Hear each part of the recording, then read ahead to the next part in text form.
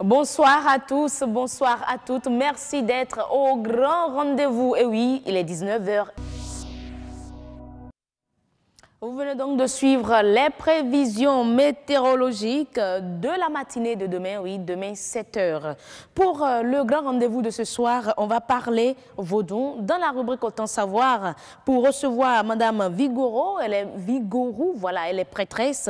Et avec elle, on va parler du rôle et des attributions des femmes au sein du vaudou. Mis à part cela, nous aurons dans toujours vaudou, nous aurons sur ce plateau un autre spécialiste en la matière dans la rubrique beauté au pluriel pour nous parler du vaudou et apparat vestimentaire, symbole et tradition. L'invité sera reçu par Elonia Dalmeda. On ne va pas parler que vaudou. Il y aura sur ce plateau un expert Fulgence Arangonou. Il est coach parental et avec lui, on va parler des enfants heureux et épanouis. Le secret. Quel est le secret pour avoir des enfants heureux et épanouis? Mesdames et messieurs, vous qui êtes parents, prenez donc le rendez-vous tout à l'heure avec l'expert. Au lendemain des fêtes, la désintoxication s'impose. Et oui, nature et bien-être s'y consacrent et je vais recevoir pour vous une nutritionniste. Elle répond au nom de Irène Rundolo. Voilà ce qui est donc prévu pour le grand rendez-vous de ce soir. On rentre tout de suite en liaison avec la rédaction, précisément avec Nadège Sani. Nadège, bonsoir. Bonsoir à vous, heureuse d'Anondé. On se porte bien? Très bien. Très, très bien. Je vais bien, heureuse. Et voilà, le sourire de tous les soirs est là. Toujours. Merci de nous l'accorder encore ce soir. Toujours. N'est-ce pas? Alors, on aura quoi au menu de ce 1945? Merci à vous, heureuse d'Anondé. La construction des ports secs pourrait augmenter la rentabilité du port de Cotonou. Vous aurez dans ce journal un reportage de Dorcas Tito sur le sujet. Vous aurez également un reportage de Ricardo Loïc Kpekou sur les appareils électroménagers venus d'Europe, très appréciés d'ailleurs des consommateurs pour leur prix abordable. Et pour finir, une voce populi sur la célébration de la fête du vaudou. Voilà, heureuse, le résumé de ce journal. Merci. On se dit à tout à l'heure donc à 19h45. Prenez donc le rendez-vous avec Nadège Sani, mesdames et messieurs, pour l'actualité. On va poursuivre, non, ici, le grand rendez-vous pour recevoir tout de suite notre invité de nature et bien-être.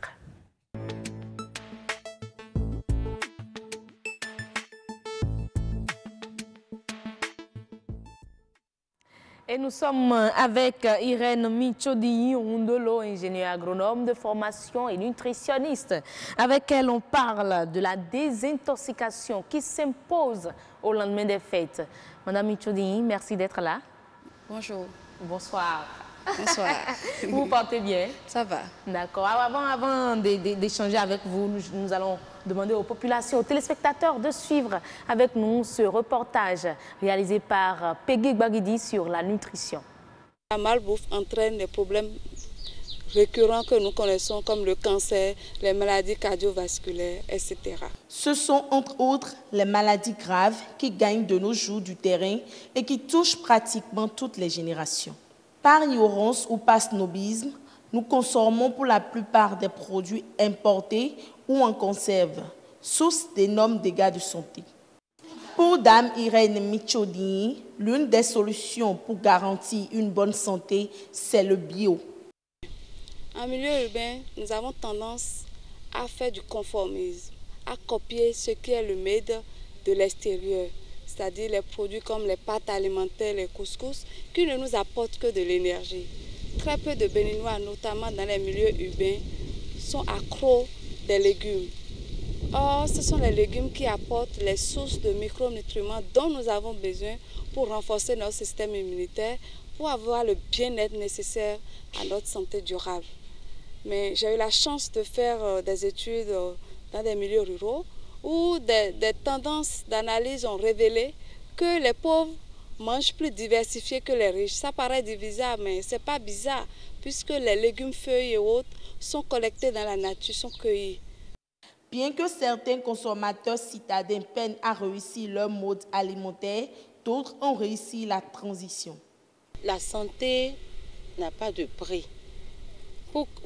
faut pas qu'on dise qu'on préfère aller au marché prendre des trucs de jardin avec des engrais et se rendre malade après. Je prends le menthe, le chiayo, le fotete, le goma, le chiayo, les piments. Je prends aussi les carottes, concombres. C'est le même prix qu'au marché. À part le piment que je prends à 800 francs, la corbeille au marché, chez eux, comme c'est bio, et qu'avec le coût, tout ça, là, ils font ça à 1000 francs. Retour aux recettes de grand-mère. Dans ses recherches, elle a découvert plus de 90 recettes du terroir à base des produits naturels. Nos recettes grand-mère et autres, ça mérite d'être diffusé et que le citoyen lambda, qu'il soit en milieu urbain ou en milieu rural, puisse valoriser ces recettes locales et mettre ça à la disposition des enfants, puisqu'ils en ont besoin. Certes, se nourrir est l'un des 5 besoins fondamentaux de l'homme, mais il ne sert à rien de mal s'alimenter pour mal finir. Merci à vous, Peggy Gbagidi, Karamat Agbataou, Igor Ayosso pour la réalisation de ce reportage. On retrouve sur le plateau notre nutritionniste qui était dans le reportage. Elle est sur ce plateau pour nous apporter plus d'informations sur la question. Mais lorsqu'on parle, Madame Rondolo, lorsqu'on parle de la désintoxication, qu'est-ce qu'on peut y comprendre? Bon, en faisant une traduction littérale de, oui, de la désintoxication, c'est une manière de se désintoxiquer. Ça suppose qu'il y a d'abord intoxication. Intoxication, voilà. Et désintoxication veut dire enlever tout ce qui est toxine de l'organisme. Oui. Et il s'agit de comprendre d'abord quelles sont les causes de l'intoxication alimentaire. Et donc, pour une désintoxication, il faut d'abord l'intoxication. Voilà. Et pour comprendre pourquoi il y a intoxication, les causes sont diverses. Au nombre des causes, nous avons l'absence d'hygiène, l'insuffisance d'assainissement dans le milieu où nous sommes.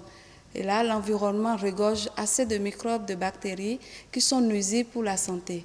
Et lorsque nous parlons de l'alimentation et de la nutrition, et les études ont révélé que 45% des malnutritions sont imputables au manque d'hygiène et assainissement. 45%, près de la moitié. Près de la moitié. Des malnutritions. Bien sûr. Des études l'ont révélé, des études scientifiques. Ça sous-entend quoi? Que lorsqu'on parle de l'alimentation, il faut nécessairement tenir compte des règles d'hygiène élémentaires. Et les actions essentielles en matière d'hygiène élémentaire, on va en venir plus tard, mais je dis que lorsque les aspects liés à l'hygiène ne sont pas observés, ça se constate au niveau de l'organisme humain. Au cours de la préparation, on est supposé bien laver ses mains avec des désinfectants avant de toucher aux produits alimentaires.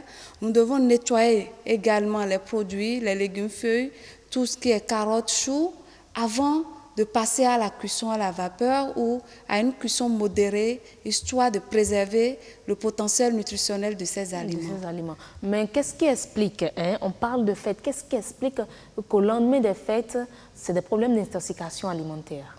C'est le malbouffe. Vous constatez, quand il y a fête, on a souvent plusieurs plats qui nous sont offerts et l'homme a tendance à manger tout ce qu'on lui offre et sans oublier l'utilisation exagérée des cubes que nous appelons bouillons. Les bouillons. D'accord, qui ne sont pas bien pour l'organisme. Alors que nous disposons d'autres produits du terroir qui pourraient bien remplacer les bouillons, comme le néré, qui sert à faire du sumbala ou ce qu'on appelle la fiti, et qui existe aujourd'hui sous forme de bouillon. Il est temps que nous valorisons nos produits de terroir et que nous puissions désormais nous engager sur la voie d'un bien-être durable. Et nous avons le potentiel. Dieu nous a donné toutes ces ressources naturelles pour le faire. On va vous retrouver le jeudi prochain pour parler des recettes bio, des recettes de grand-mère bio. Bien sûr. D'accord. Mais parlant toujours de la désintoxication, alors, lorsque le mal survient, que faire? Quelles sont les dispositions à prendre pour se désintoxiquer? Il faut d'abord comprendre quels sont les symptômes. D'accord, de l'intoxication. Vous savez, la base de cette intoxication, c'est lié aux bactéries. Nous avons les bactéries, les vibrio, typhi, tout ça qui cause le choléra, les salmonelles qu'on retrouve sur les œufs, qui sont à la base de plusieurs maladies. D'accord? Alors, face à cette situation, il s'agit, lorsque la personne est intoxiquée, dans un premier temps de boire beaucoup d'eau. Parce que l'intoxication a pour symptôme également des diarrhées. Parce que je voudrais savoir comment reconnaître qu'on est intoxiqué. Ah, mais quand on est intoxiqué, il y a souvent la diarrhée qui sévit, d'accord, qui n'est pas légère, elle est sévère, cette diarrhée. En dehors de ça, ça peut générer des nausées, des vomissements, ou l'organisme rejette ce qui a été mangé. D'accord? Et dans un premier temps, il faut avoir le réflexe de beaucoup boire de l'eau. Parce qu'en buvant beaucoup de l'eau, on dilue la situation, on peut faire l'excrétion par les voies urinaires ou par les selles. Et après ça, il faut nécessairement se rendre à un centre de santé publique ou privé le plus proche pour subir les conseils nécessaires ou les remèdes nécessaires pour faire face à cette situation qui risque de mettre en péril la santé humaine. D'accord. Oui. Mais alors, est-ce qu'il y a, pour vous, nutritionnistes, est-ce qu'il y a des produits à consommer? Bien sûr, il y a des produits à consommer.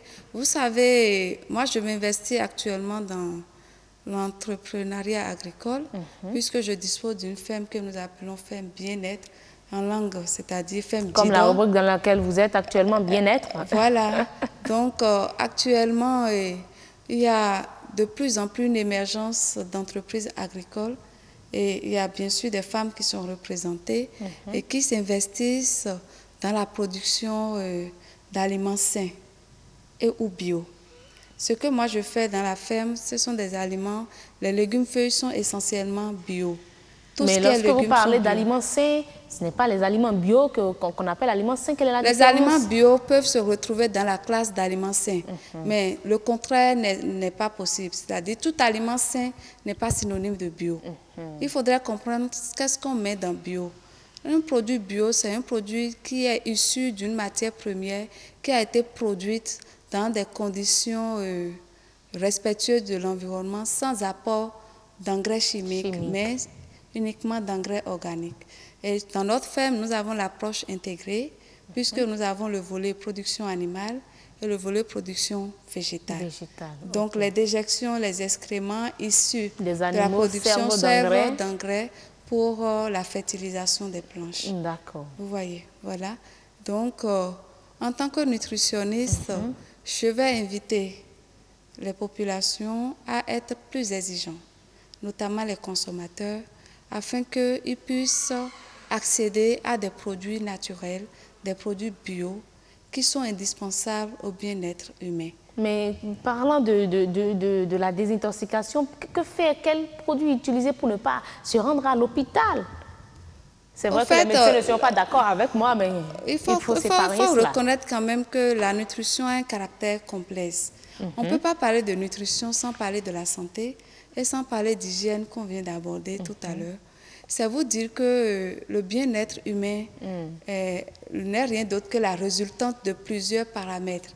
Donc, on ne peut pas exclure l'aspect santé, l'aspect hygiène dans les pratiques essentielles d'alimentation de l'homme. Autrement dit, si nous voulons parler de la nutrition, nous sommes bien obligés de collaborer avec les agents du secteur de la santé. Puisque lorsque nous sommes à l'étape de mode curatif, souvent c'est les médecins qui interviennent. La nutrition a beaucoup plus un caractère préventif. Alors, pour prévenir alors? Pour prévenir, je dirais simplement que ce que nous mangeons reflète ce que nous sommes. Autrement dit, la santé n'est rien d'autre que le reflet de notre alimentation. Nous devons mettre l'accent surtout sur la consommation des fruits, parce qu'elle n'est pas habituelle chez nous. Au moins, il faudrait consommer environ 400 grammes de fruits par jour. Et c'est très indispensable, surtout chez les enfants. On nous parle de 5 fruits et légumes. Oui, 5 fruits et légumes. Quand tu prends un fruit en pesant ça te fait à peu près 100 grammes ou 80 grammes. Donc, lorsque vous consommez 4 fruits ou 5 fruits, vous atteignez plus ou moins les 400 grammes. Donc, c'est vraiment recommandé puisque c'est là où nous avons les sources de micronutriments qui restent indispensables au développement du système cognitif, intellectuel et du système immunitaire qui est renforcé. Mais consommer ces fruits et légumes, est-ce qu'il faudrait opter nécessairement pour des fruits et légumes bio? Bon, il faut dire aujourd'hui que l'offre des produits bio n'est pas encore suffisamment importante pour pouvoir satisfaire à la demande. Mais autant que se peut... Parce qu'il faut reconnaître, il faut également dire que le bio également a son coût. Le bio a son coût. Par exemple, nous autres, au niveau de notre système de distribution, nous visons plus les ménages moyennement riches et les ménages riches. C'est des gens qui ont un niveau intellectuel plus ou moins acceptable et qui comprennent que le prix à payer en consommant bio, c'est de payer plus. Donc les pauvres, je dirais, sont laissés. Les pauvres, non, ils ne sont pas laissés à eux-mêmes. C'est dit tout à l'heure que lors de mes études, dans le milieu rural, les gens consomment plus diversifiés. Oui, on a eu ça à travers le reportage. Les pauvres mangent plus diversifiés que les riches. Oui, ce qui manque, c'est la quantité chez eux. La quantité. Or, chez les riches, nous avons tendance à délaisser nos produits du terroir, les recettes grand-mère, pour nous concentrer sur les plats précuits, les pâtes alimentaires, le riz, qui ne sont rien d'autre que les sources de glucides et qui n'apportent pas grand-chose en termes de micronutriments, d'où la carence en vitamine A, en zinc, en fer, que nous constatons. Et quand ces produits ne sont pas bien conservés, l'intoxication aussi se produit. Donc, les questions d'intoxication, lorsque nous prenons la chaîne alimentaire, c'est-à-dire le système alimentaire, il y a l'individu, c'est-à-dire l'opérateur, qui doit respecter les règles élémentaires d'hygiène. Après ça, il y a le matériel. Le matériel, c'est tout l'équipement, les ustensiles de cuisine que nous utilisons, qui doivent être également propres. Il y a également la matière première, qui n'est rien d'autre que les produits de base, récoltés au champ ou bien achetés dans les marchés, qui doivent être toujours propres ou bien nettoyés. Et la phase de cuisson également doit être une cuisson modérée, parce que trop de chaleur tue les bactéries et tue les vitamines thermosensibles. Et du coup, on a cette pratique. La sauce est sur le feu pendant des dizaines de minutes ou bien pendant des quinzaines de minutes. Là, la vitamine A a le temps de s'évaporer. Nous avons la vitamine D, la vitamine E et K, qui quand même jouent un rôle très important au niveau du système immunitaire et au niveau de tout ce qui est épiderme. Donc finalement, on n'a plus rien dans notre plat. Finalement, on n'a plus rien dans notre plat. Donc, il faut vraiment éviter les cuissons sévères de nos légumes feuilles. Nous recommandons même de ne pas faire le blanchiment avant de cuire les légumes feuilles, à part quelques légumes feuilles comme le vernonia et autres qu'il faut cuire avant de préparer. D'accord. Merci beaucoup. Merci à vous, Madame Michodini Hondolo, pour ces informations. Vous êtes agronome, ingénieur agronome de formation et nutritionniste. On va vous retrouver jeudi prochain pour les recettes de grand-mère, les recettes bio en plus. Merci et bon retour chez vous. Je vous en prie. Merci beaucoup, Merci Madame. à vous. Restez avec moi. On va pour la suite du grand rendez-vous. Et oui, on va installer un autre plateau en fait. D'accord.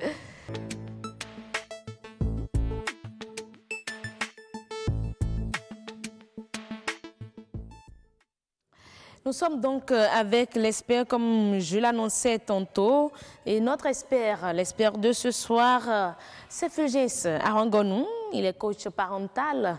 Il va nous parler des enfants heureux et épanouis. Quel est le secret pour avoir des enfants heureux et épanouis? Chers parents, restez donc avec nous pour avoir toutes les informations. Monsieur le coach parental, merci d'être là. Bonsoir. Bonsoir. Coach en leadership parental. Parental, ok. Coach en leadership parental. Là, c'est bon. C'est très bon. Mais quelle est la différence entre les deux? Il n'y a pas une différence, mais c'est pour rappeler aux parents que nous devons être des leaders pour nos enfants. Et c'est important. Et c'est important. Alors, lorsqu'on parle des enfants heureux et épanouis, quel est le secret pour avoir chez nous ou pour que nos enfants soient heureux et épanouis? Et si nous voulons avoir des enfants heureux, épanouis, c'est des enfants qui, dès déjà la naissance, doivent pouvoir connaître la présence de leurs parents et doivent pouvoir jouir des besoins dont ils ont besoin pour avoir une sécurité affective. Et lorsque nous parlons des besoins, c'est d'abord la disponibilité des parents. Pour qu'un enfant soit heureux, il faut que ses parents soient disponibles. Il faut que nous montrons de l'affection à nos enfants. Et les enfants ont aussi besoin qu'on les comprenne, donc ils ont besoin de compréhension. Et puis, les enfants ont besoin du respect. Donc il faut être disponible. Nous devons avoir de l'affection pour les enfants. Nous devons avoir du respect et puis de la compréhension. Vous avez parlé du respect, de la compréhension, de l'affection, de la disponibilité. Mais tout ça dans un monde où tout va si vite, où tout roule à 100 à l'heure, est-ce qu'on serait vraiment disponible? La disponibilité, on aura encore cette disponibilité pour nos enfants? La disponibilité, elle est très importante. Elle est importante pour la sécurité affective de l'enfant. Et lorsque nous parlons de disponibilité, il ne faut pas confondre être disponible et être présent. Parce qu'il y a des parents qui sont présents mais qui ne sont pas disponibles pour leurs enfants. Être disponible pour son enfant, par exemple, c'est quand vous avez du temps, alors vous amenez vous-même votre enfant à l'école. Vous montrez de la disponibilité. Vous donnez d'une partie de vous à votre enfant et vous êtes disponible pour l'enfant. La plupart des parents pensent que quand on est déjà présent, ça suffit. Non, vous avez parlé tout à l'heure, vous avez dit, dans un monde où tout va si vite. Oui. Et vous imaginez déjà du lundi au vendredi, vous êtes au boulot. Oui. Il y en a qui partent tôt et qui viennent tard, qui ne voient pas les enfants. Et déjà les week-ends, chez nous, en Afrique et principalement au Bénin, vous savez ce qui se passe. Ils sont dans les cérémonies. Et le peu du temps qu'on a peut-être à la maison les dimanches soir ou bien les samedis soirs, on est encore avec le téléphone portable. Cela veut dire quoi? Qu'on est présent, mais on n'est pas disponible. Et les experts, les spécialistes ont dit que les enfants ont besoin de nous. Au moins, on doit passer 10 minutes par semaine avec son enfant. C'est-à-dire 10 minutes uniquement avec l'enfant, à parler, à discuter avec l'enfant. Non. Je dis bien donc par semaine. On peut faire 1 minute lundi, 1 ou 2. On peut essayer de partager les minutes. Qu'en faisant 1 minute, vous allez apporter quelque chose de grand. Si c'est au moins 5 minutes, je comprendrai. Donc, c'est important d'être disponible, mais il ne faut pas confondre cette disponibilité avec la présence. Après ça, nous allons parler de démontrer de l'affection pour nos enfants. Vous savez, c'est extrêmement important de démontrer de l'affection pour nos enfants. Et comme je l'ai dit par rapport à la disponibilité, il y en a qui confondent affection et faire plaisir à son enfant. Lorsque vous n'êtes souvent pas présent, que vous venez à la maison et que vous amenez votre enfant à aller prendre de la glace, vous donnez du plaisir à votre enfant. Ce n'est pas seulement, ça ne veut pas dire que vous démontrez de l'affection pour votre enfant. Le plaisir fait partie, c'est un sous-ensemble, mais ça ne suffit pas.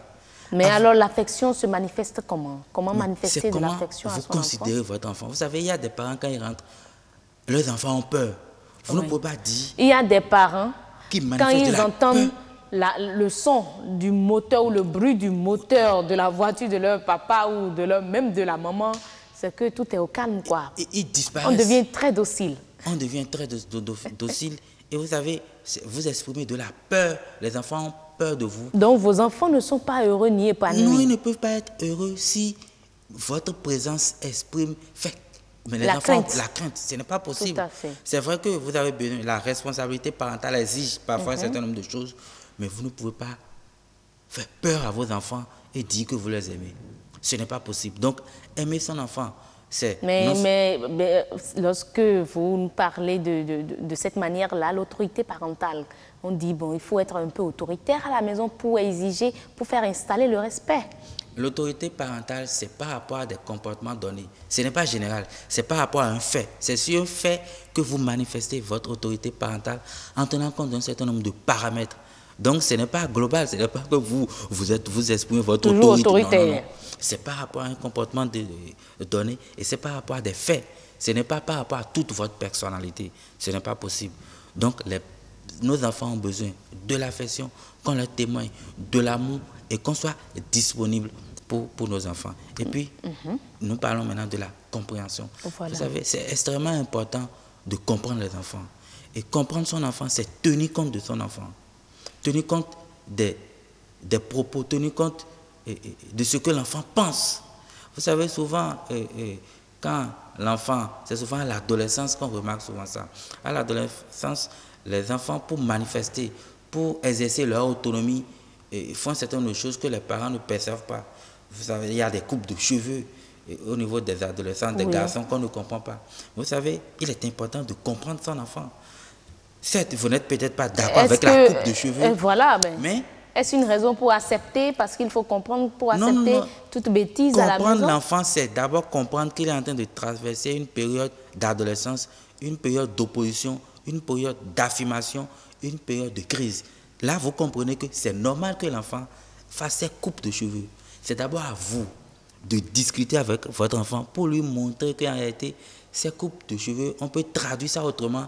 On peut penser qu'en ayant cette coupe de cheveux, tu es peut-être un homme qui n'est pas sérieux, tu es un bandit. Donc, vous voyez, quand vous comprenez votre manière d'agir, votre management familial, votre manière de témoigner, votre leadership parental est différent et l'enfant se sent délibérément peut changer ce type de coiffure-là. C'est possible qu'il change si vous discutez. Je dis bien, c'est possible.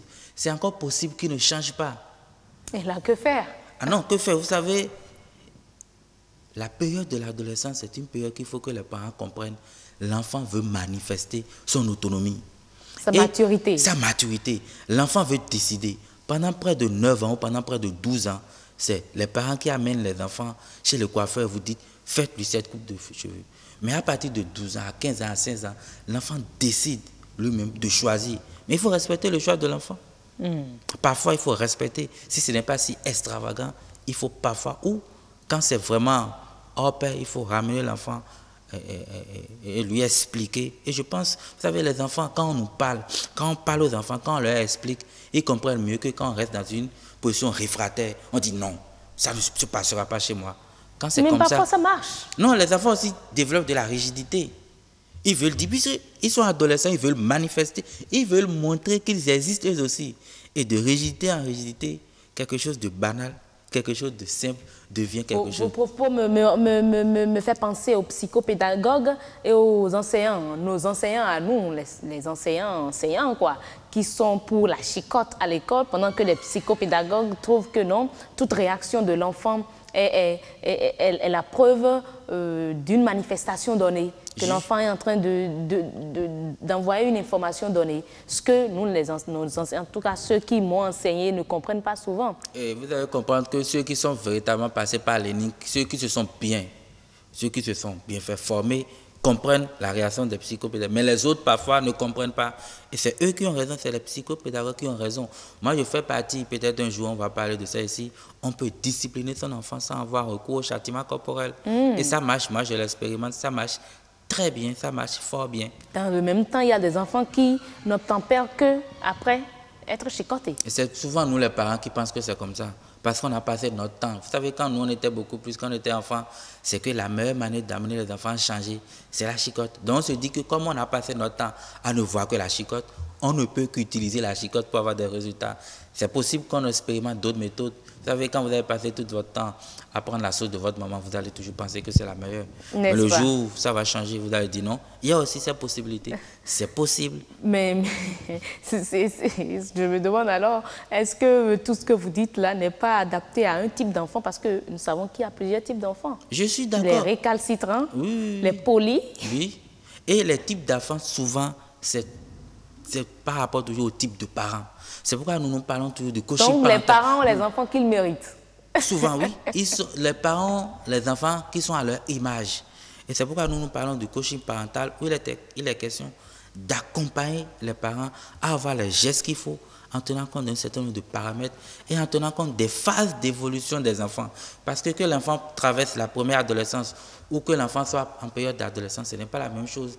Il y a de ces phases de tension qui passent et à chaque moment, il faut savoir quel comportement, quelle attitude adopter. Et ça passe facilement quand on comprend les choses. C'est vrai que l'éducation, ce n'est pas toujours formel, mais on s'adapte à chaque fois. Mais c'est possible.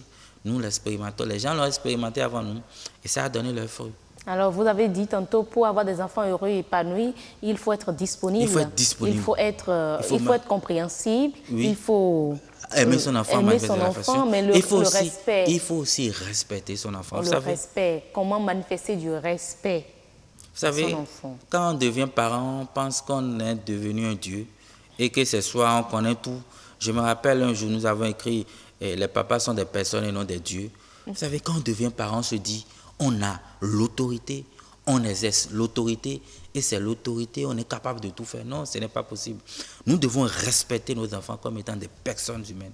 Et tout à l'heure, nous avons parlé du châtiment corporel. Vous imaginez on dit qu'on respecte un enfant et puis on frappe son enfant. On développe de la haine. L'enfant développe de la haine parce que parfois le châtiment corporel est si fort qu'on n'oublie jamais. Moi, je vois des gens qui portent encore ces séquelles aujourd'hui. Ah bon? Vous savez, je vais vous dire quelque chose. Vous allez voir parfois de ces hommes, vraiment, je ne veux pas parler de ça parce que ce n'est pas les gens qui parfois frappent leurs enfants. Mais tout ça là, c'est ce qu'ils ont appris, c'est ce qu'ils ont vu. Ils ont passé du temps. On les a châtiés. Et pour eux, la réponse, le changement de comportement, c'est toujours châtier. Vous voyez, donc ce que nous faisons aujourd'hui à nos enfants, mais c'est ce que nous leur transmettons. Ce sont ces valeurs que nous leur transmettons. Et c'est ce qu'ils feront à leurs enfants demain. C'est ce qu'ils feront à leurs enfants demain. Et c'est pourquoi quand vous voyez un enfant, quand vous voyez du moins un adulte qui a des problèmes, des séquelles émotionnelles, allez dans son enfance et vous allez tout comprendre. Moi, quand je vois souvent les gens, je dis, mais allez voir, son papa était comment avec lui, sa maman, il a grandi où? Et vous avez la réponse à tout. Ce n'est pas du gris, c'est simple. Mais franchement, comment alors avoir du respect, pratiquement, parlant, comment avoir du respect pour son enfant? C'est qu'il faut te dire que l'enfant est une personne à part entière. C'est-à-dire, vous voyez, comment avez-vous du respect pour vos amis? C'est que vous les considérez. Pour respecter quelqu'un, il faut considérer la personne. Nous devons commencer par considérer nos enfants. Nous avons parlé tantôt de l'affection, de la disponibilité, de la compréhension. Tout est lié. Tout est lié, c'est un ensemble. Et c'est lié. On ne peut pas parler de l'autre sans l'autre. Et respecter, c'est d'abord tenir compte, se dire, mais mon enfant, c'est une personne à part entière. Et je considère mon enfant. Et vous savez, les enfants d'aujourd'hui, ce n'est même pas possible de ne pas les respecter. Ils sont tellement intelligents, ils ont le langage très facile, tellement dynamique. Si vous ne savez pas faire, c'est eux qui vont vous ramener à l'ordre. Et c'est eux qui vont vous ramener. Vrai, les enfants. C'est vrai. Ce que nous j'en ai été victime déjà. Voilà. Ils vont vous rappeler à l'ordre. Donc moi je dis aux parents d'aujourd'hui. Mais maman, tu as dit hier qu'on ne fait pas ça.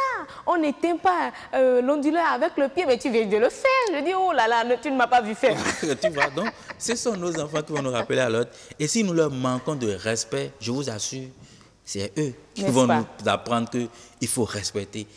Papa, il ne faut pas dire, papa, tu vas me respecter. Mais papa, tu m'as fait ci. Alors que tu as dit qu'on ne fait pas ça, non.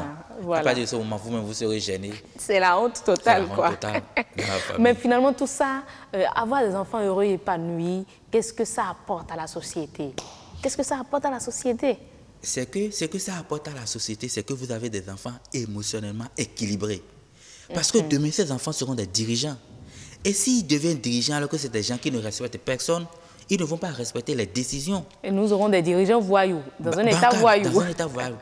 Et si les enfants ne sont pas épanouis demain, c'est qu'ils ne pourront pas transmettre l'épanouissement. Vous savez, l'on ne donne que ce que l'on a. Et si ils ne sont pas heureux, ce fait que demain qu'on ait des familles qui ne seront pas heureuses. Et vous savez, la société... Très rapidement, le temps qui nous est imparti tire à sa fin. C'est terminé d'ailleurs. La société est le reflet de la famille. N'est-ce pas? Et si nous voulons demain une société où les gens sont épanouis, c'est que en famille, ils doivent être déjà épanouis. Et c'est très important. Merci beaucoup à vous, Fulgien Sawangonou. Vous êtes coach en leadership parental. Et avec vous, on a parlé du secret pour avoir des enfants heureux et épanouis. Et oui, c'est tout facile, je dirais. Mais pas autant facile que facile, comme je le dis. Il faut avoir des enfants, il faut être disponible aux enfants, il faut être compréhensif, leur apporter du bonheur, être respectueux vis-à-vis de vos enfants. C'est difficile, hein? Mais c'est ce que l'Espère dit. Et ce sera tout pour Espère de ce jour. Tout de suite, nous allons installer le plateau de ActuWeb pour recevoir Adonis Bong.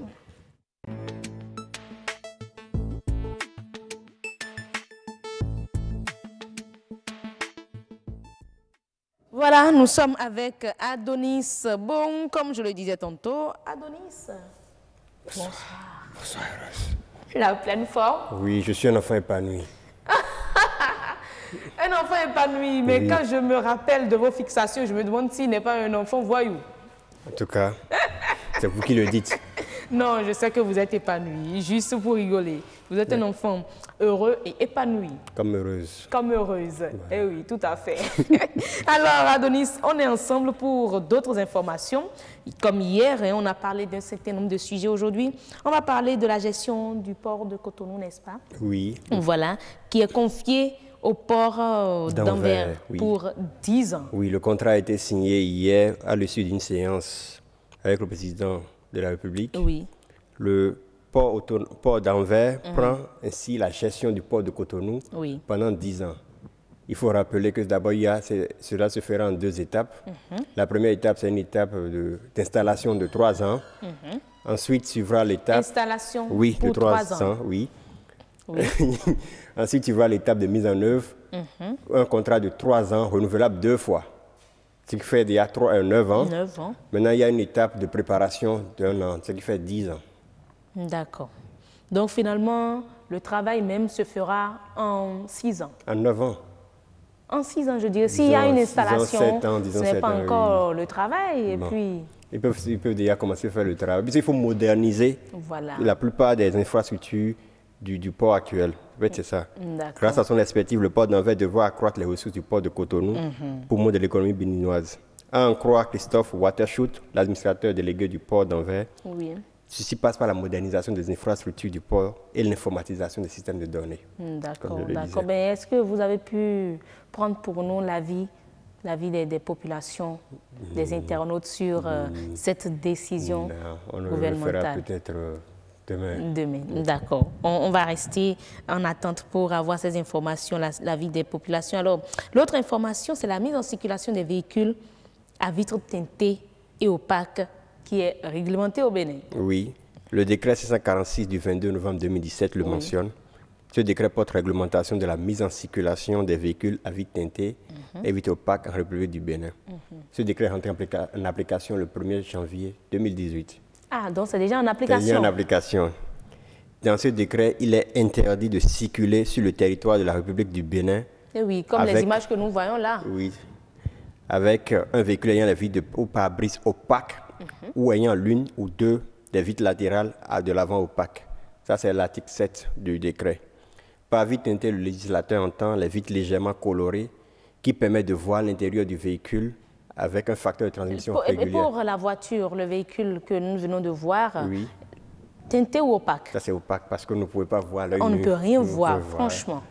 Tandis que les vitres opaques sont celles très sombres, ayant un facteur de transmission de la lumière inférieur à 70% et qui, à raison de leur très faible degré de transparence, ne permettent pas de voir l'extérieur, de voir à l'œil nu l'intérieur du véhicule. De l'extérieur, à l'œil nu, on ne peut pas voir. Soit il faut ouvrir la portière, ou soit il faut utiliser des lampes. N'est-ce pas? Oui. Et ça, pour des questions de sécurité, ce n'est pas bon. Sécurité. Alors, lorsqu'on parle, on va aller en Chine pour parler de cette sortie, je dirais, ordonnée du minage de Bitcoin. On en a parlé, on a parlé du minage du Bitcoin hier. Maintenant, la Chine veut sortir. C'est-à-dire, non, en fait, c'est par rapport à la ordonnée. C'est par rapport à la consommation de plus de 11 millions de tonnes de charbon annuel que la Chine veut maintenant réglementer le minage des bitcoins. Le principal organisme de réglementation financière vient de publier un avis demandant aux gouvernements locaux de guider les opérateurs de minage de bitcoins afin de réaliser une sortie ordonnée de bitcoins. Une nouvelle qui s'ajoute à la limitation déjà annoncée par les autorités de l'approvisionnement en électricité, comme on l'a dit, des mineurs du bitcoin. Actuellement, il existe des entreprises dites minières qui produisent des monnaies virtuelles. Elles ont consommé d'énormes quantités de ressources et attisé la spéculation sur les monnaies virtuelles. Mentionne un document en date du 2 janvier. Le document demande aux autorités locales d'utiliser des mesures liées au prix de l'électricité et à la politique foncière et à la fiscalité, ainsi que la protection de l'environnement pour guider les mineurs du bitcoin à cesser leurs activités. Suite à cela, certains des plus gros mineurs du bitcoin en Chine ont commencé à déménager vers les étrangers. Les États-Unis et le Canada sont des options plus populaires. OK. Oui. Parce qu'il y a aussi une autre mesure. La Chine ne veut pas entendre parler du ICO, c'est-à-dire Initial Coin Offering, qui est comme une plateforme ou une levée de fonds caritative. Mais là, au lieu que ce soit de l'argent, c'est plutôt des monnaies virtuelles qui servent de fonds. D'accord, d'accord. Restez, en tout cas, suivez l'actualité là pour nous. Et les fois à venir, on va vous recevoir pour le point. Une dernière information? Oui. Allez-y. Microsoft et Steam ne veulent plus se faire payer en bitcoins.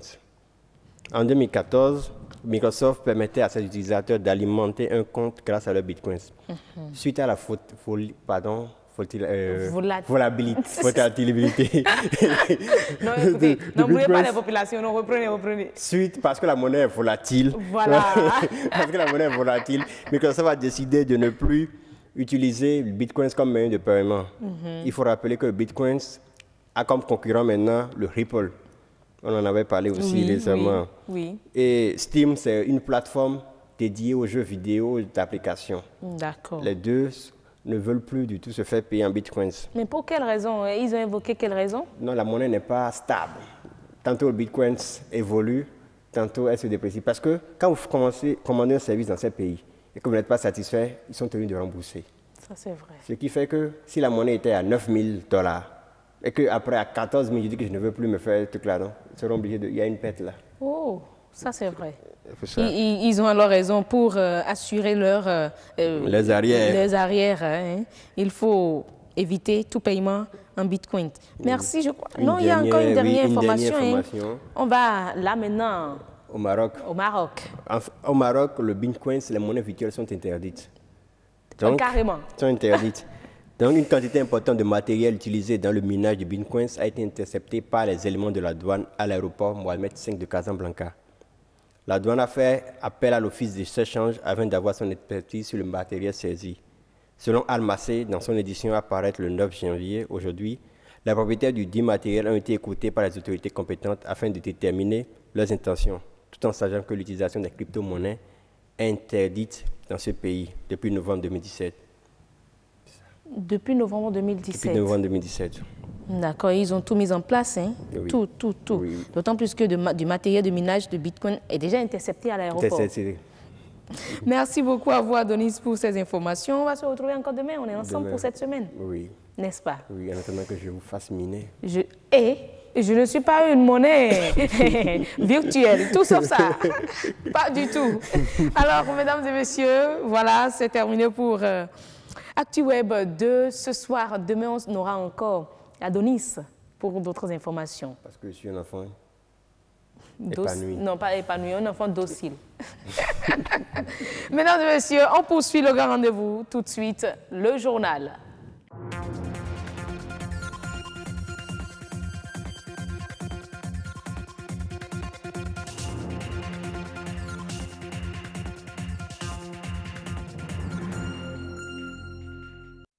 Merci de prendre le rendez-vous de l'information sur la chaîne du développement. Voici les grandes lignes de cette édition.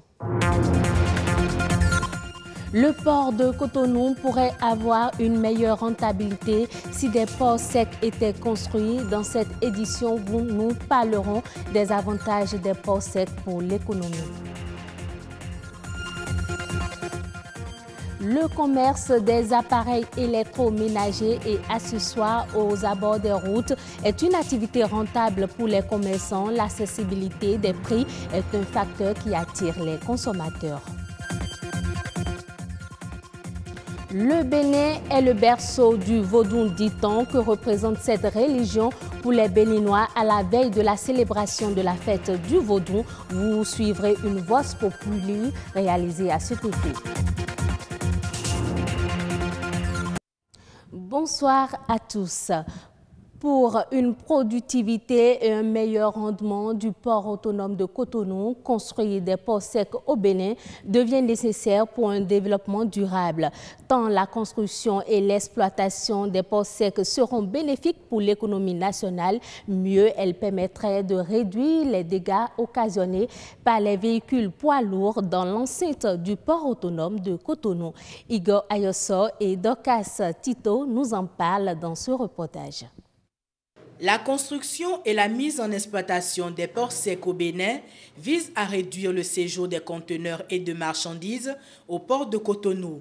Ils permettent également d'améliorer les rendements des manutentions ainsi que la capacité des installations portuaires. Les ports secs sont le prolongement des ports en eau profonde ou des ports maritimes. Simplifions la chose. Parce que les ports secs, il n'y a pas d'accès pour qu'un navire puisse aller là-bas. Donc, c'est des terre-pleins que organise, c'est-à-dire que des surfaces et que l'on met à plat pour permettre à ce qu'on achemine des marchandises, notamment des conteneurs sur ces surfaces-là. Par exemple, nous avons des ports secs à Tori, à Alada, à Parakou. Regardez les pays de l'Interland. Au lieu de venir jusqu'à Cotonou prendre leurs marchandises, puisqu'il n'y a pas de place, le port autonome de Cotonou étant engorgé, ces ports secs vont permettre, n'est-ce pas, à ces pays de l'Interland de venir à Parakou, juste ou à Alada, récupérer leurs marchandises, notamment les conteneurs, pour faire le transport soit par rail, soit par route, simplement pour aller dans leurs pays respectifs. Les ports secs apportent une bouffée d'oxygène pour les ports maritimes pratiquement au bord de l'asphyxie. Le port sec de Parakou est construit sur une superficie de près de 150 hectares.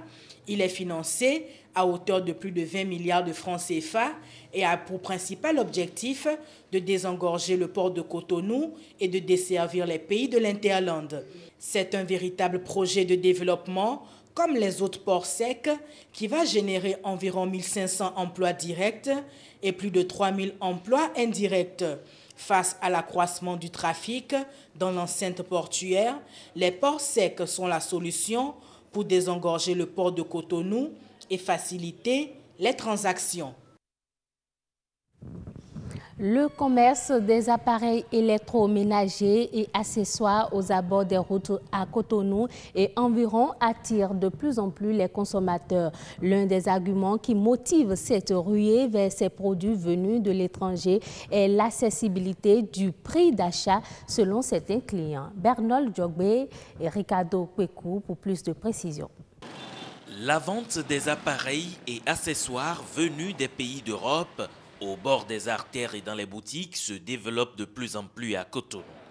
À côté des appareils électroménagers et des postes téléviseurs et radios, d'autres articles sont également mis en vente. Les vélos, on paye 15 000, 25 000, on sort ça à peine 8 000, 10 000. Et puis quand on vient ici, maintenant nous-mêmes on répare et puis on revend. On revend les vélos, il y a un vélo qu'on vend 40 000, 45 000. 50 jusqu'à 60 000, ça dépend de la qualité du vélo. Le processus de vente est simple. Le choix de l'article, une brève discussion et on met la main à la poche. Ici, la qualité et l'originalité constituent une priorité. Je suis venu faire un achat de béquilles. Pourquoi c'est ici que vous êtes venu acheter la béquille alors que pour des trucs comme ça, c'est à l'hôpital ou c'est dans les pharmacies adaptées et indiquées qu'on achète ça? C'est parce que j'ai vécu là la qualité et c'est encore moins cher par rapport à la pharmacie. À combien vous avez acheté cette béquille-là par exemple? J'ai pris ça à 10 000. Et dans les boutiques, les pharmacies, c'est à combien? Bon, il y a des points, ils vont au-delà de 30 000, 45 000, 65 000, ça dépend. Mais est-ce que vous êtes sûr que cette béquille que vous avez achetée à 10 000 répond aux normes indiquées, pourra vraiment aider la personne qui veut utiliser ça? Oui, ça répond déjà, parce que c'est un accidenté et c'est temporairement. On vient de l'enlever le plâtre. Et dans quelques jours, il va encore laisser les béquilles. Il ne peut pas garder ça éternellement. Ce secteur, pourvoyeur d'emplois et de devises, est une porte de sortie pour certaines populations. On vend 10 vélos, 8 heures, 9 heures, on vend 6 vélos. Si ça marche, on vend jusqu'à 11 heures, 15 heures, 14 heures. Au moins, sur un vélo, on trouve 10 000 comme ça, 12 000 comme ça sur un vélo. Donc ça veut dire que si on vend 10 vélos, on peut trouver 50, 45 000, 35 000 comme ça. Et c'est avec ce bénéfice-là, on arrive à subvenir à nos besoins grâce à ce travail. Réglementer ce secteur et gérer le flux de personnes qui s'y adonnent reste une nécessité. Le Bénin est présenté par beaucoup de personnes comme étant le berceau du vaudou. Au-delà de cette affirmation que représente cette religion pour les Béninois, Igor Ayosso, Agnat Bello et Malini Chibozo ont tendu le micro à quelques citoyens.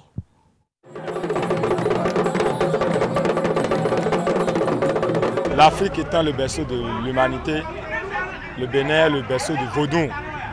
À l'origine, là, nos parents, ils ont des divinités, les Legba, les Hevioso, les Aido Wedo, les Sakwata, les Ogou. Et quand ils devaient pouvoir prédire des choses, ils vouaient leur culte à ces divinités-là. S'ils devaient avoir une bonne récolte, il y avait les dieux qui favorisaient la récolte. Pour moi, le vaudou représente un art très précieux. Parce que si vous avez un problème et vous avez vers le vaudou lui suggérer ce problème-là, si c'est réel, vous aurez satisfaction. C'est ce que mes ancêtres m'ont enseigné, mais je ne pratique pas le vaudou. Je pourrais dire que vaudou est mon ennemi, parce que comme je suis différent par rapport à lui, c'est-à-dire on est de différents chemins là, je pourrais dire qu'il est mon ennemi, comme moi je suis chrétien. Je ne peux pas dire que le vaudou, pour moi, c'est pas bon. Pour moi. Donc, actuellement, nous sommes sur l'évolution. Les choses changent. Donc, il faut que, pour moi, il faut que les Béninois lectent le vaudou et fassent face à la lumière. En ce qui me concerne personnellement, parce que j'ai entendu beaucoup de choses sur cette affaire de vaudou, que le vaudou c'est le berceau de Bénin, de l'humanité, quoi. En ce qui me concerne, le vaudou n'a jamais créé un pays pour que je puisse reconnaître que c'est le berceau de mon pays. Ça fait la première chose. La deuxième chose, pour moi, le vaudou, c'est les forces des ténèbres. Et je ne doute pas de l'existence du vaudou. Si je veux me prononcer sur le vaudou, je vais commencer par me prononcer sur le fait que les gens aient présenté le vaudou comme quelque chose qui n'a rien à voir avec Dieu et que ça a à voir avec Satan. Je ne sais pas d'où vient ça. Le vaudou, pour bien comprendre, c'est en langue un peu mina. Mille veaux volés doux. Mille veaux volés doux. Et un vaudouin en langue mina. C'est tout. Donc c'est la totalité. Nous sommes différents.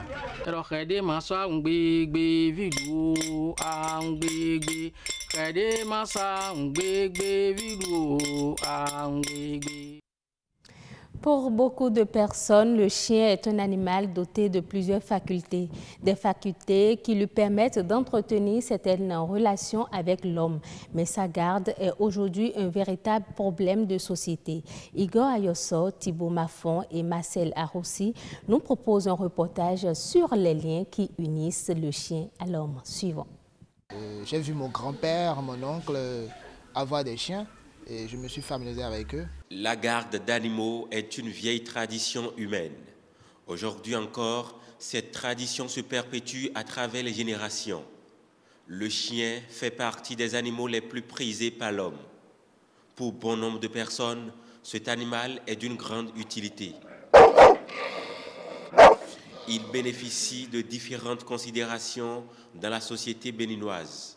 À la maison déjà, même à 100 mètres ou à 50 mètres de mon portail, déjà les chiens aboient pour signaler ma présence, que je suis en train de venir. Déjà, les gens qui sont à la maison savent que c'est moi qui viens. C'est un amour pour moi, donc je leur donne cette affection, je leur donne ce retour en m'amusant avec eux, même me coucher, faire tout le nécessaire qu'il faut avec eux. Quand tu es seul, tu peux te promener avec ton chien. C'est mignon, c'est beau. Et bon, ça te tient compagnie, quoi. Surtout quand tu en prends bien soin, c'est beau, tout le monde veut toucher. Le chien est plus qu'un compagnon pour l'homme. Selon certaines personnes, il joue des rôles qu'on ne peut pas toujours appréhender. Que même spirituellement, il était là, il se battait pour moi. J'ai aussi un chien qui est mort pour moi. Parfois, les chiens sont très habiles dans le coup. Ils sont très habiles, surtout pour détecter les esprits, des trucs du genre. Ils voient au-delà de ce que l'homme peut voir souvent. Garder un chien avec soi est alors une chose très importante. Cependant, avoir à sa garde un animal est une responsabilité. Il faut en prendre bien soin. Page internationale à présent, en 2018, le marché mondial du sucre pourrait enregistrer un surplus record. Les derniers chiffres publiés par Greenpool tablent sur un excédent de 10,43 millions de tonnes du produit contre 9,80 millions de tonnes prévues précédemment. Pendant ce temps, la consommation mondiale devrait tourner autour de 181,9 millions de tonnes, soit une légère progression de 1,3%. L'endettement des gouvernements des principales économies d'Afrique a connu une évolution au terme du troisième trimestre de 2017. La plus forte progression est de 100,35% et a été relevée en Égypte. Le pays des pharaons est suivi par le Ghana où cet indicateur était de 11,15%. Au total, la dette mondiale a atteint le niveau record de 230 milliards de dollars au terme du troisième trimestre 2017. Ce sera tout pour cette édition. Merci de votre fidélité. À bientôt.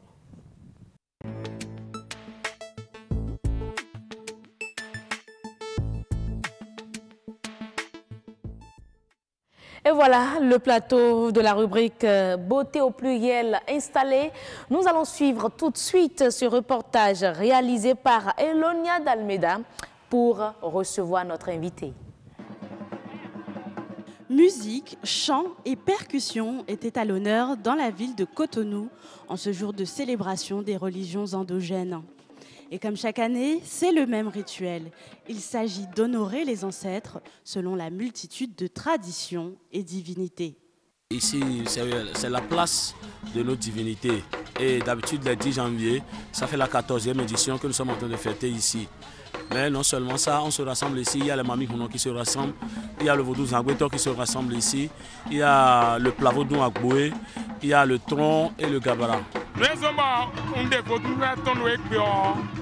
Ce pourquoi j'ai fait sortir les Zangweto, c'est parce que c'est le 10 janvier. Et à cette occasion, c'est tous les Vaudous qui sortent. Parmi tous les Vaudous du Bénin, c'est le Zangweto qui les surveille.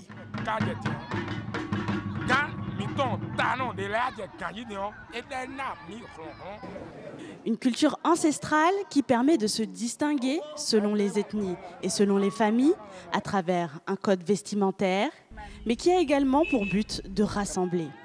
C'est une fête au cours duquel on se voit. C'est un retrouvaille parce qu'il y a des gens qui sont venus d'Abomey, des gens qui sont venus de Parakou, des gens qui sont venus de Porto Nouveau. En fait, notre fête est basée sur le pardon, la réconciliation et l'amour. Et qui dit fête du vaudou, dit également danse traditionnelle, mais aussi sacrifice. Ce sacrifice, on le fait pour enlever les mauvais esprits. Les mauvais esprits qui sont les maladies qui sont dans la maison. La fête des religions endogènes continue donc de séduire d'année en année. Plus qu'une simple fête, elle est le symbole du patrimoine culturel béninois.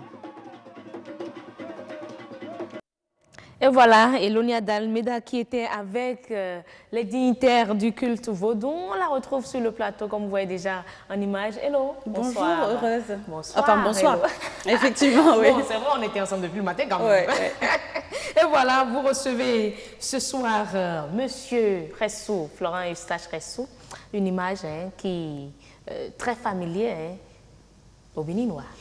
Oui, bonjour. Avec Ayessi et beaucoup de choses. Oui. N'est-ce pas? Mais aujourd'hui, on parle du vaudou avec vous. Oui. Mais au passage, vous êtes dignitaire du culte vaudou? Non, pas du tout. Je ne suis initié à aucun vaudou. D'accord, il faut la précision. Je suis journaliste culturel, écrivain, doctorant au laboratoire de recherche espace et développement de Dodji Amonzovi. Je soutiens ma thèse dans quelques petites semaines. On y sera. Je m'intéresse à tout ce qui est... Autour du vaudou? Autour du vaudou et tout ce qui est religion endogène, j'adore ma culture et je travaille pour ça. Alors, Monsieur Ressou, ce dont on parle très peu en général quand on parle du vaudou, c'est de tout ce qui est apparat vestimentaire, esthétisme. On voudrait savoir qu'est-ce que le vestimentaire a comme place dans le vaudou en matière de tradition identitaire. Très belle question. Vous savez, le vaudou, c'est plusieurs dimensions. Il y a la dimension cultuelle, la dimension sacrée, ça vous n'avez pas droit à cela. Il y a la dimension pharmacopée, il y a la dimension sagesse, littérature, panégyrique, tout ça.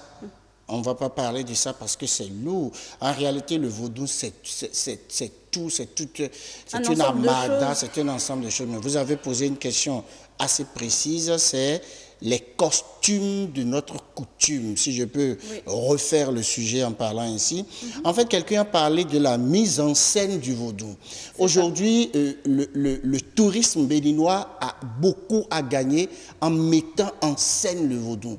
Vous savez, c'est des costumes qui sont inventés dans la nuit du siècle. Je dis dans la nuit du siècle, c'est-à-dire que depuis des temps immémoriaux, puisque nos aïeux avaient la possibilité de communiquer avec l'invisible. Et chaque tenue, chaque culte a ses costumes. Quand vous prenez par exemple le vaudou Nesouhé, si vous voyez comment ils s'habillent, c'est des tenues très chatoyantes. Quand vous prenez par exemple les Ogougou, regardez comment les Ogougou s'habillent. Ce n'est pas du n'importe. On peut dépenser des millions pour habiller un Ogougou. Il paraît que ça coûte cher, vraiment. Ça coûte excessivement cher.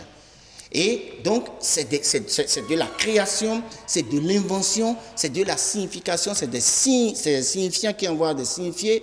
Il n'y a rien qu'on jette par là, chaque chose. Donc, le vaudou, c'est une religion, d'accord? Comment vous expliquez qu'à travers les différents cultes vaudou, on ait différents apparats vestimentaires? Pourquoi cette volonté de se distinguer? Par exemple, chez les mamies, chez les Nesouhé, comme vous avez dit. Pourquoi Ben, vous avez posé une belle question. Vous savez, il n'y a pas de vaudou au hasard. Je vais vous dire que l'univers est basé sur 4 éléments, à savoir le feu, l'eau, l'air et la terre. Le feu, c'est la divinité Khebioso. D'accord? Et la divinité Khebioso a la prédominance du rouge. C'est le tonnerre, Dieu tonnerre, tout ce qui accompagne. Après ça, je vais parler de l'air. C'est vaudou. Je ne vous arrête pas, on va demander au réalisateur du jour de nous envoyer quelques images en off pour qu'on puisse commenter, pour que vous arriviez à nous décrire un peu les types d'images, les types de tenues. Parlez déjà, oui. Si vous voulez, le rouge, c'est déjà très... Voilà, vous voyez par exemple, les perles, par exemple, vous voyez déjà... L'habillement de cette dame-là, c'est des habillements qui coûtent très cher. Regardez comment cette dame est belle. Regardez comment elle est jolie. Vous allez voir la prédominance du blanc. Son tissu est blanc, mais chaque perle a une signification. Chaque perle a une signification. Chaque perle porte Elle en a une vingtaine là au cou. Chaque perle porte une énergie. Il y a des... Tout autant qu'elle est là maintenant, il y a des perles qu'elle ne peut pas porter. C'est-à-dire qu'il y a des perles que là où elle est maintenant, là, si on lui balance ça, c'est qu'elle a des problèmes. Justement, il paraît que les attributs vestimentaires diffèrent selon les adeptes, selon les dignitaires, selon le grade qu'on a. Bien sûr. Comment on dit ça? C'est ça que je vais vous expliquer. Alors, quand vous prenez par exemple déjà les 4 éléments qui commandent l'univers, que vous le veuillez ou pas, que vous soyez français ou allemand, votre maman va au lit avec votre papa qui vous met au monde et le 9e mois après, vous sortez et vous poussez un cri. Quand vous poussez le cri, vous déchirez votre maman entre griffes, du sang sort et vous sortez. Et le dernier jour aussi, vous arrêtez de parler, vous dites, vous rendez le souffle. C'est un processus valable pour tout le monde. Vous êtes sûr que le processus d'accouchement se déroule de cette manière-là? Le processus d'accouchement, c'est pareil pour tout le monde. La qui est rompue, effectivement. Tout ça là, tu peux pas, c'est comme ça, c'est que je ne veux pas aller à leur sujet. Sinon, il y a des gens, par exemple, qui rejettent le vaudou, qui pensent qu'ils ne sont pas vaudou. C'est faux. On est tous vaudou. Pourquoi? Parce que les 4 éléments nous constituent, plus la parole, ça fait 5. Le premier élément, c'est le feu. Le feu, c'est ce qui domine notre intelligence, c'est l'intellect, c'est le cerveau, c'est le génie créateur. Enfant, on dit zotirantia. Enfant, on dit zoton. Et c'est quand vous avez peur que l'élément feu s'éteint. Il y a 2 choses qui éteignent l'élément feu, c'est la peur et l'alcool. Et l'élément feu est en même temps porté par la divinité Khebioso. Et les Khebioso, ils sont souvent en rouge. Je passe à l'élément eau. L'élément eau, c'est tout ce qui est eau dans notre corps. Et c'est porté par la divinité Tohosu. D'accord. Et vous allez voir là-bas aussi les mamies vaudou, etc. etc. Et donc, eux, c'est des gens qui portent le blanc. D'accord. Et en même temps, c'est un peu comme la divinité air aussi, parce que l'air, c'est aussi le dent. Ils portent également un peu le chose là. Mais les gens qui sont d'ascendance Tohosu, donc eau, ont une tenue qui porte sur le bleu, compte tenu de l'inspiration de la couleur marine, par exemple. Mais les divinités dedans, c'est du blanc nickel. Il n'y a pas d'autres choses là-dedans. Et il y a d'autres couleurs? Ça dépend parce qu'il y a chaque couleur a ses dérivés. Donc, je ne maîtrise pas trop la philosophie de couleur, mais je parle des couleurs dominantes chez certaines divinités.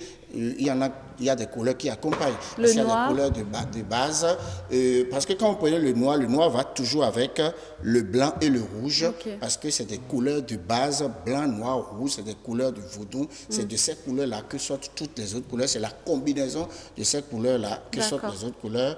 À savoir que le blanc symbolise le jour, le noir symbolise la nuit et le rouge symbolise toutes les autres formes d'expression culturelle. Je vais finir avec les 4 éléments à savoir. J'ai parlé du feu, j'ai parlé de l'air, je vais parler de la terre. La terre. La terre, c'est tout ce qui est divinité Sapata. Quand vous prenez les Sapata, si par exemple, c'est tout ce qui est rond, c'est la rotondité. La terre symbolise également la femme, puisque c'est la matrice. C'est de là que nous sommes venus. C'est par là que nous allons encore repartir, etc. Et donc, le noir peut dominer, par exemple, chez les divinités Sapata, et c'est toujours la forme circulaire qui domine chez eux. D'accord. Alors, Monsieur Ressou, si on fait le zoom, par exemple, sur la communauté Egungun, on remarque que les masques des revenants, en général, sont très colorés et qu'il y a même des comment on appelle ça, des figurines qui apparaissent, qui sont sur le vêtement du revenant. Qu'est-ce que ça représente, ça? Eh bien, les Gungun ont dit le revenant, c'est celui qui est parti, qui est revenu. Donc, s'il s'agit de vous, par exemple, on consulte le Fa, et c'est l'âme qui est partie, c'est l'esprit qui est parti qui dit « habillez-moi de telle manière ». Et chaque personne a ses attributs. Chaque vivant, avant de mourir, l'ancêtre a ses attributs. Il peut dire, par exemple, qu'il y a une statuette. Par exemple, si elle est jumelle, ou si la personne est jumeau, il peut décider, par exemple, qu'on fasse des statuettes de jumeaux qu'on va poser là, c'est-à-dire que tout ce qui est posé là, c'est des éléments que le Fa indique. Parce que la personne qui est partie, on ne la revoit plus. Et donc, c'est quand on consulte le Fa que le Fa dit, c'est moi tant, mettez telle tenue sur mon truc. C'est pour ça qu'au départ, lorsque on fait tout et qu'on densifie la tenue et que vous vous y approchez n'importe comment, ça peut ne pas vous porter bonheur. Mais pourquoi autant de couleurs? Autant de couleurs parce que, vous voyez, c'est l'expression même. C'est pour ça que j'ai parlé, par exemple, de la mise en scène. Mais il y a une volonté d'esthétisme, quand même. Mais parce oui, lorsqu'on voit les images, c'est impressionnant. Il y a une volonté de beauté, d'attirer la foule. Mais écoutez, le vaudou, c'est le beau. Et quand vous allez, par exemple, ceux qui font l'art vaudou, il y a des gens qui font l'art vaudou. Quand vous voyez, par exemple, quand on aligne les Nessoupé, les gars qui ont des trucs, j'ai dit les gars, excusez-moi l'expression, qui ont des trucs rouges chatoyants derrière, c'est extraordinaire. Par exemple, c'est des gens, c'est une divinité qui prône, par exemple, la puissance, la virilité. Parce qu'on dit Nessoupé, c'est-à-dire que la puissance de la verge. Vous voyez, par exemple. Et quand vous prenez la divinité terre, on dit Aïe ou Ban. Ça veut dire 30. On retrouve cette trentaine-là encore dans Vaudou Kenesi. Ça dit que Kene, ça veut dire 120. Ça fait Kande Donouene. Donc quand tu fais Kande Donouene, ça fait 160, ça revient encore à 16. Donc ça revient aux 16 maisons géomanciques. Et chaque signe du Fa renvoie à des couleurs, à des obligations en matière de pharmacopée, en matière de perles, en matière de plantes, en matière de couleurs et en matière de danse, en matière de rythme et tout. C'est pour ça que chaque divinité qui sort porte un nom et le nom a des prédominances. Pendant que vous êtes vivant, on peut dire que Aouma vivait, elle aime porter le bleu, elle aime porter le violet, elle aime porter ci. Et puis, on doit pouvoir constituer tout ça. Il y a une puissance aussi dans le tissu. On dit toujours qu'il ne faut pas toucher le vêtement du revenant, sinon on peut mourir. En réalité, tout est énergie. Voilà. Tout est énergie parce que lorsque vous prenez, par exemple, tout ce qui est eau, quand vous allez quelque part et qu'on vous initie et qu'à une heure donnée, vous prononcez une parole donnée, c'est que vous pouvez avoir un résultat bien donné. Quand vous prenez, par exemple, il y a une plante, par exemple, qui s'appelle le jatropha. Quand vous mettez ça à un endroit donné, à un moment donné de la nuit, et que quelqu'un se hasarde par là en n'étant pas pur, ça peut lui apporter les résultats que ça peut lui apporter. En réalité, c'est l'application d'un certain nombre de lois de la nature. De dogmes, en fait. Ce n'est pas de dogme. Vous savez, l'univers, c'est des lois. On sait que quand on met de l'eau sur le feu, ça s'éteint. En tout cas, ce qui est sûr, c'est qu'il y a une réelle dimension de la beauté. Il y a la poudre, le parfum chez les mamies, il y a les scarifications. Donc on est vraiment dans un univers quand même qui est assez visuel. Visuel parce que simplement dire le vaudou aime le beau. Le vaudou, c'est le beau. C'est le beau. Il y a certains vaudous qui se comportent mal. On ne peut pas leur interdire ça. Quand vous venez par exemple à BB24, excusez-moi, il y a des journalistes qui sont nickel, toujours bien habillés, mais il y en a d'autres qui le sont moins. Donc c'est normal aussi que dans le vaudou, on retrouve ça. C'est la vie. Moi, j'ai quelque chose à vous montrer. C'est terminé, Elonia, c'est terminé. 2 secondes, heureuse. Estelle Pazou suis autorisée. Alors, elle dit c'est terminé. Elonia, on n'a pas eu le temps de traverser toute la question. Voilà, peut-être pourquoi ne pas revenir sur le plateau. Voilà. Il n'y a pas de problème, je suis là pour ça. Si c'est pour parler de ma culture, parce que pendant longtemps, les colons ont diabolisé ma culture, j'en suis très fier et c'est ça que je suis prêt à vendre. J'ai été à Salvador de Bahia, j'ai vu que ma culture... On va parler de tout ça le vendredi prochain avec Elonia Darmeza. Sur nos ordres. On va terminer ici, en fait. Oui, on va terminer en beauté, mesdames et messieurs.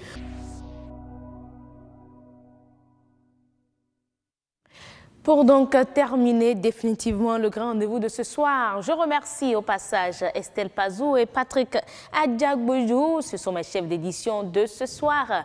Et également toute l'équipe technique conduite aujourd'hui de main de maître par Arnaud Togbenon et Chérif Dosouza. Mesdames et messieurs, ce sera donc tout pour le grand rendez-vous de ce soir. On se retrouve demain pour un autre numéro. Portez-vous très bien d'ici à là.